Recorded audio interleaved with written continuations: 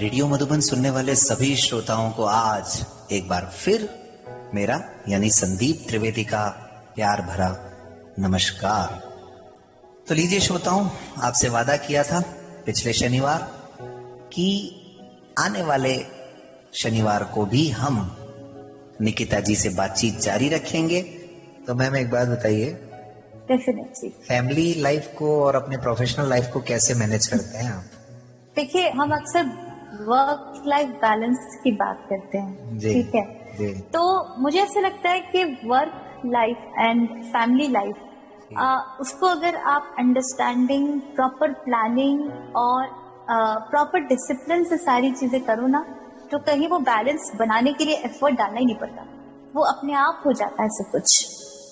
तो जैसे मैं अपनी प्रोफेशन में तो ठीक है, मैं बिजी रहती हूँ, आजकल घर से भी काम कर रहे हैं, तो बहुत सारी मल्टीटास्किंग चलती है और मुझे पढ़ाई का बहुत शौक है, तो मैं बहुत आगे पढ़ती भी रहती हूँ, कुछ कुछ कोर्सेज करती रहती हूँ। अब मुझे पीएचडी भी करना है and all of that, but I think properly manage हो जा रहा है। सो वो उसके लिए मुझे कभी दिक्कत ही नहीं आई। सो कम्युनिकेशन, अंडरस्टैंडिंग, जितने आपके साथ घर में लोग रहते हैं आप उनसे असर्टिवली कम्युनिकेट कीजिए कि देखिए मेरा अब रहेगा, तो प्लीज कोशिश करेगा कि मुझे, इट्स अप टू यू। इसमें कोई फिक्स्ड फॉर्मूला नहीं है कि हर एक की फैमिली लाइफ, हर एक घर की सिचुएशन अपने हिसाब से होती है। सो आपको बस एक पॉजिटिव दृष्टिकोण से, एक पॉजिटिव पर्सपेक्टिव से चीजों को संभालना है, चीजों को बैलेंस करना है, चीजों को मैनेज करना है। It's all about managing. Yes, management. देखिए 24 घंटे तो सभी के पास है ना, so how the best you can make out of it is up to you. Right. तो मैम बैंक में तो कभी आपको कोई दिक्कत हुई नहीं और सबने आपको मतलब इक्वली ही रेस्पेक्ट दी, लेकिन जमनालाल बजाज में आपने कहा पहले वीआई पर्सन थे, वहां कभी ऐसा कुछ लगा आपको कि कुछ आपको इग्नोर किया जा रहा है या अंडर एस्टिमेट किया जा रहा है? नहीं, नॉट रियली, मुझे ऐसा तो नहीं लगा।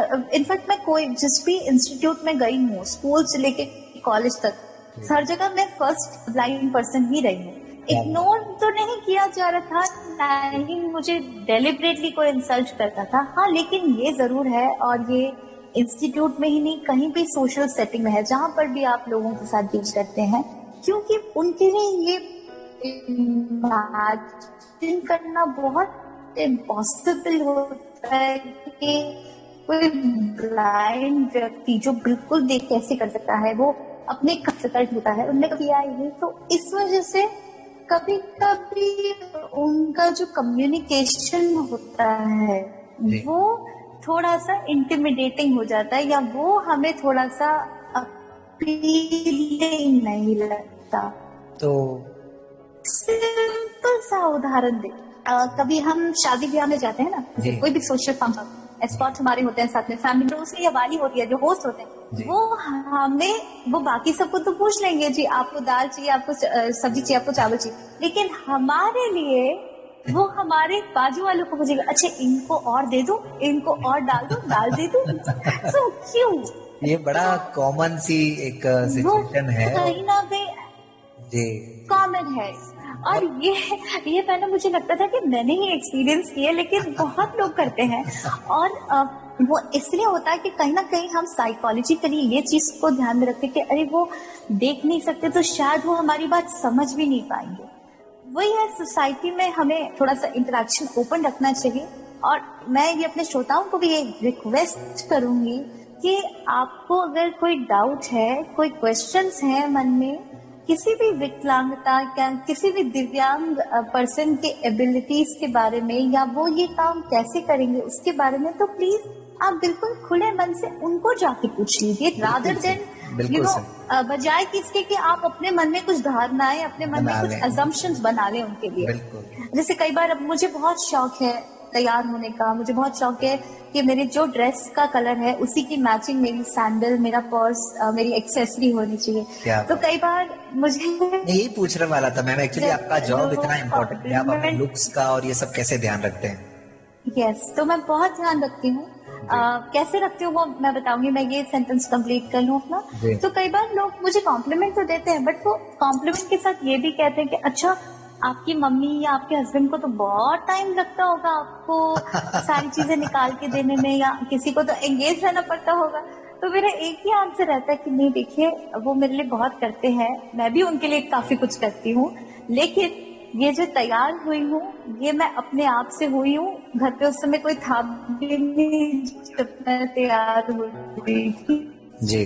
तो लोग नहीं मानते उनको। देन आई एक्सप्लेन के मैं कैसे चीजों को पहचानती हूँ। तो जब मैं शॉपिंग करती हूँ या जब मैं कुछ चीज खरीदती हूँ तो उसका पहली बार जब मैं लेती हूँ तब बस वो एक ही समय होता है जब मैं किसी से उसका कलर और उसका जो भी कॉम्बिनेशन है उससे पूछ लेती हूँ। फिर उसके बाद वो मेरी जिम्मेदारी है कि मैं उसको अपने ध्यान में रखूँ, उसको आइडेंटिफाई करके रखूँ कि भाई ये ब्लैक कलर का पर्स है और ये व्हाइट कलर का सूट है, या ये ब्राउन कलर की सैंडल है और ये रेड कलर की लिपस्टिक है जी। सो वो मेरी रिस्पॉन्सिबिलिटी है उसके लिए, चाहे मैं कुछ लेबल लगाऊं छुपा के, या मैं कोई निशानी लगा दूं, या हाथ से एम्ब्रॉयडरी पहचान लूं, वो मेरी रिस्पॉन्सिबिलिटी है। Okay okay.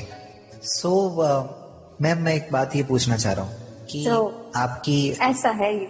Yes yes ma'am, बहुत खूब मैम, बहुत मतलब ऐसा एक्सपीरियंस हो रहा है जो आमतौर पर हमें बहुत कम होता है आपसे बात करके, क्योंकि देखिए टैलेंट और हार्ड वर्किंग आप कर सकते हैं, वो सब कुछ है, लेकिन अपने हर चीज को अप टू डेट रखना और लोगों के हिसाब से अपने आप को बना करके चलना, तो ये बड़ा इम्पोर्टेंट है।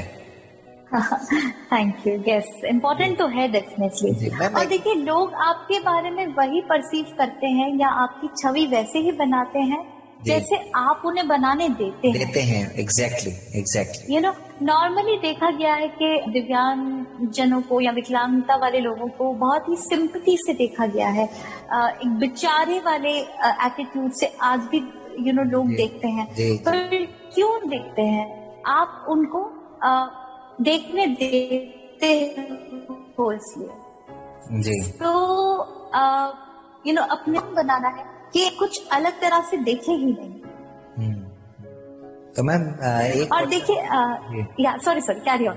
यस, एक क्वेश्चन मैं यहाँ पे ये पूछना चाह रहा हूँ मैम कि आपकी अभी तक की जो सक्सेस रही है, क्या आपको लगता है कि मुंबई में होना आपके लिए कहीं ना कहीं एक एज रहा, अपर एज रहा, या फिर जैसे आज कोई छोटे शहर की लड़की आपको सुन रही है या कोई भी जो आप ही की तरह सपने बुनती है, उसके भी ख्वाब हैं, तो मतलब वो उसके लिए क्या कर सकती है?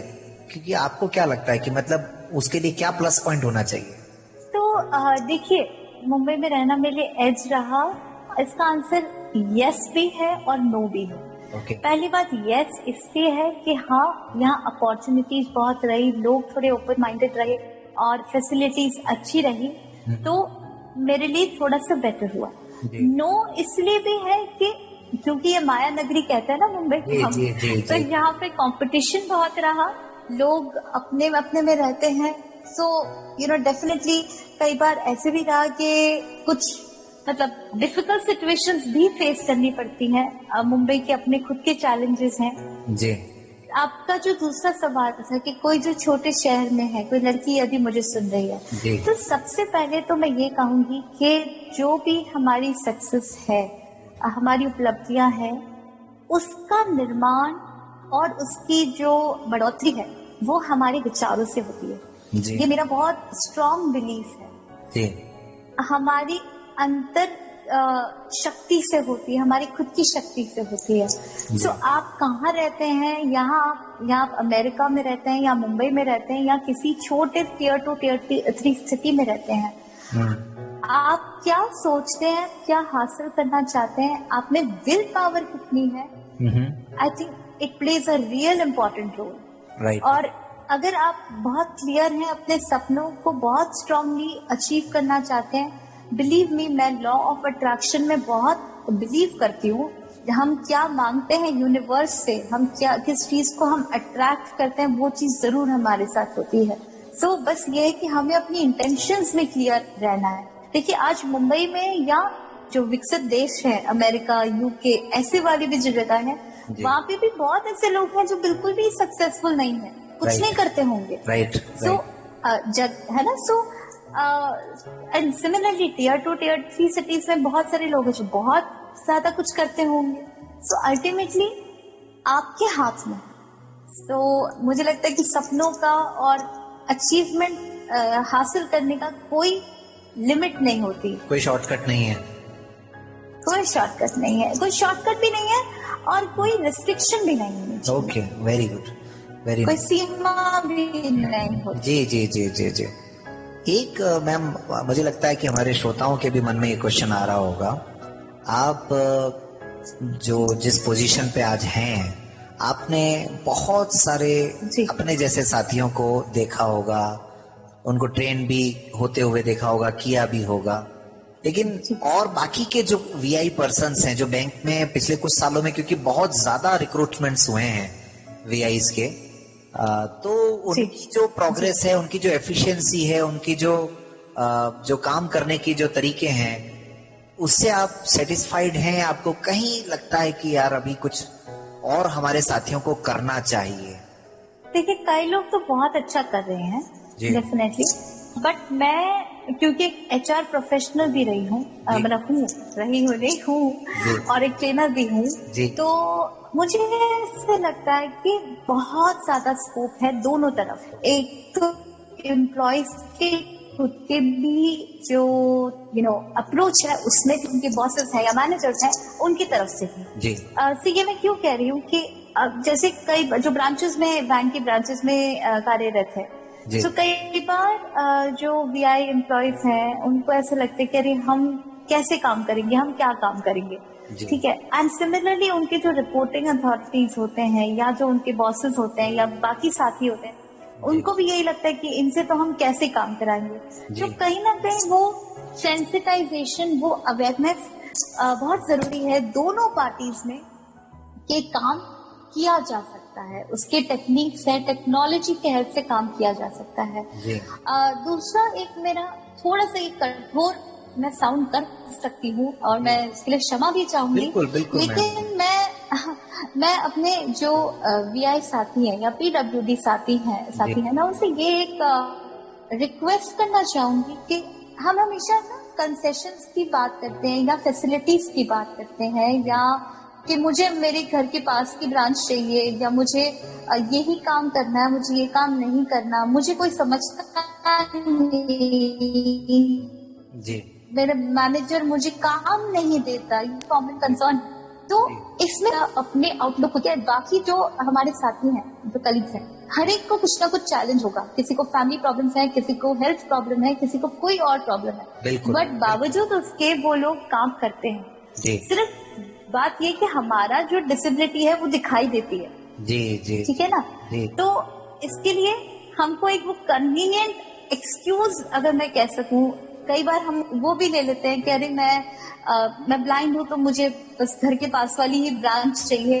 तो ये जो एटीट्यूड है ना, ये लिमिटिंग बिलीव्स है, ये लिमिटेड ये बिलीव्स जो है, ये थॉट जो है, हमें रोकते हैं प्रोग्रेस करने से, ठीक है। तो इसको ना ज्यादा तवज्जो देते हुए, ना ज्यादा कॉन्सेंट्रेट इस पे करते हुए, हम ये अगर सोचना शुरू कर दें कि मैं और बेटर कैसे कर सकती हूँ, मैं अपने आप को और बेटर कैसे प्रूव कर सकती हूँ ताकि मेरे को आगे प्रमोशन भी मिले, अच्छा काम भी मिले, तो I think things can get better, things are better now. बहुत पहले से प्रोग्रेस हुई है, बट इसमें और बहुत सारा स्कोप है। क्या बात है, बहुत खूब। तो हर काम में बहुत सारा स्कोप है, बल्कि स्कोप ही स्कोप है।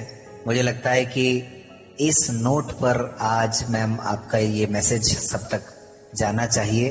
और दूसरा शनिवार भी कब निकल गया आपसे बात करते करते बिल्कुल नहीं पता चला, बल्कि मुझे लगता है कि शायद 2 शनिवार और कम पड़ेंगे आपसे बात करने में। Thank you. सक्सेसफुल आपकी लाइफ रही है और इतनी जर्नी रही है, मतलब मुझे लगता है एक डायनामिक पर्सनैलिटी आप रहे हैं।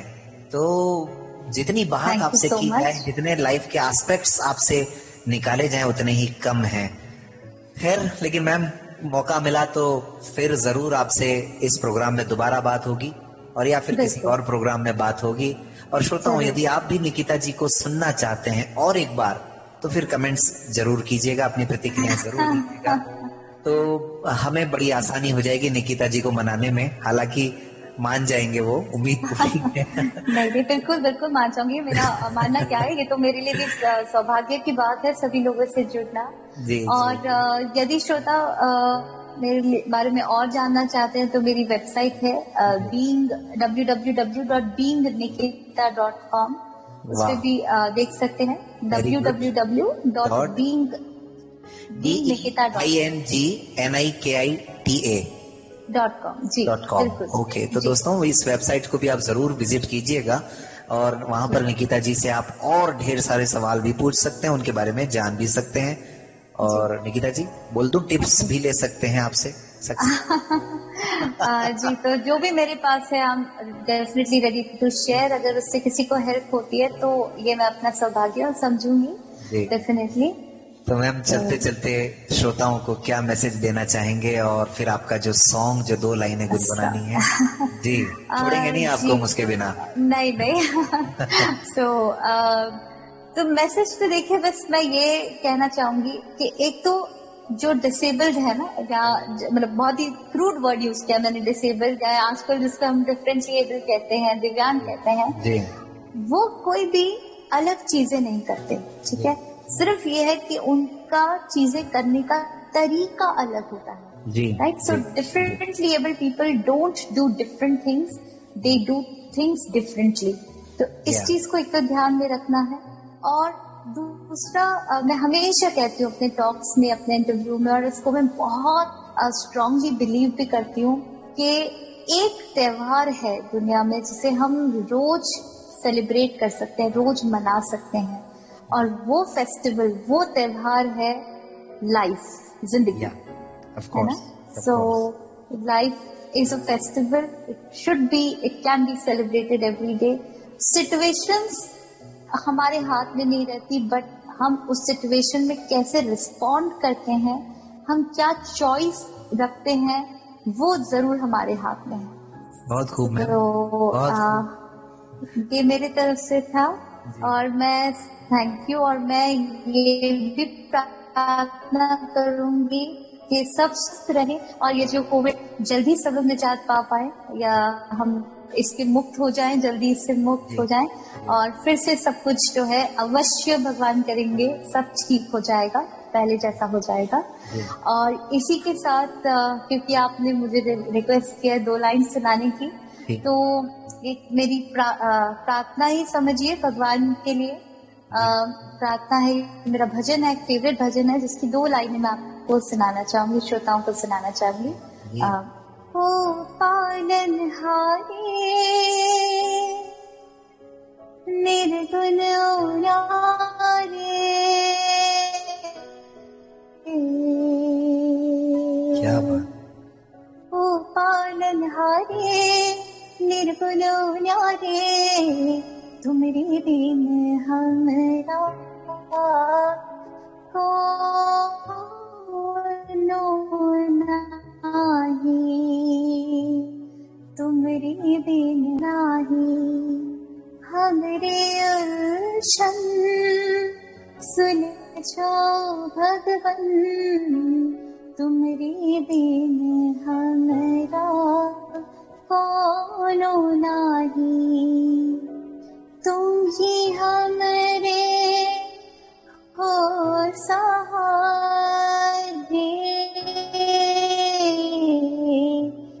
तुम ही हमरे रखवारे, तुम्हारे बिन हमरा कोनो नाही।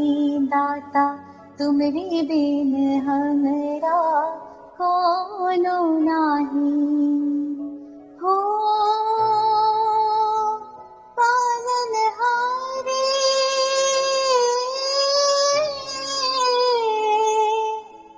हो पालनहारे, पालनहारे, पालनहारे। Thank you so much. जबरदस्त, मतलब सिंगिंग में भी आपका जवाब नहीं, लाजवाब। एक शो तो आपकी सिंगिंग पर भी हो सकता है। Thank you. खैर, लेकिन मैम सो वेरी मच, आपने अपने बिजी शेड्यूल में से टाइम दिया और 2 बार आप हमारे साथ रहे, तो उम्मीद है आपसे फिर कभी मुलाकात होगी ऐसे ही किसी शो में। श्रोताओं, आप भी अगर सुनना चाहें तो जैसा कि मैंने पहले कहा, अपनी प्रतिक्रियाएं जरूर दीजिएगा। कहाँ दीजिएगा? 94-14-15-14-15 पे। और तब तक आप रेडियो मधुबन सुनते रहें, मुस्कुराते रहें 90.4 FM, और आप भी कुछ ऐसा करके जाएं जिससे समाज आपको याद करे। Thank you so much radio Madhuban. Thank you. Thank you ma'am.